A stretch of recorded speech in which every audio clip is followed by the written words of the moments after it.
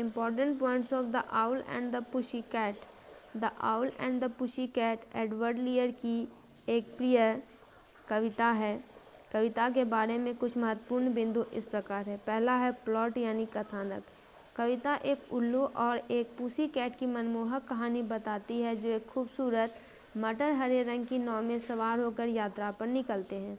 वे एक रोमांटिक यात्रा पर निकलते हैं, शादी करते हैं और हमेशा खुशी खुशी जीवन जीते हैं। दूसरा है पात्र उल्लू, एक बुद्धिमान और रोमांटिक प्राणी जो अपने गिटार से पुसी कैट को खुश करता है। फिर है पुसी कैट, एक प्यारी और स्नेही बिल्ली जो उल्लू की भावनाओं का जवाब देती है। फिर तीसरा है विषय यानी थीम, लव एंड रोमांस।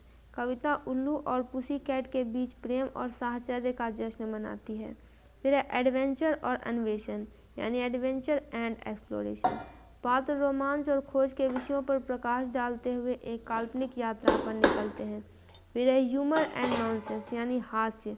कविता चंचल भाषा और एब्सर्ड सिनेरियोज से भरी हुई है जो एडवर्ड लियर की नॉनसेंस पोट्री की विशेषता है। इससे कविता का आकर्षण और बढ़ जाता है।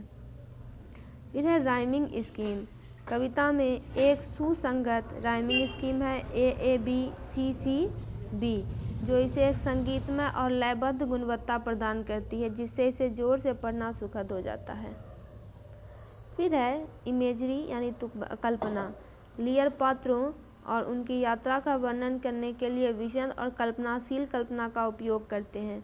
मनमौजी वर्णन एक हल्का फुल्का और काल्पनिक माहौल बनाते हैं। फिर सातवां है प्रतीकवाद यानी सिंबलिज्म। मटर हरे रंग की नाव, पहाड़ी पर रहने वाला टर्की और सुअर की नाक से निकली अंगूठी के साथ विवाह समारोह सभी कविता की कल्पनाशील और असली प्रकृति का प्रतीक है। 8वां नंबर है नैतिक यानी मोरल।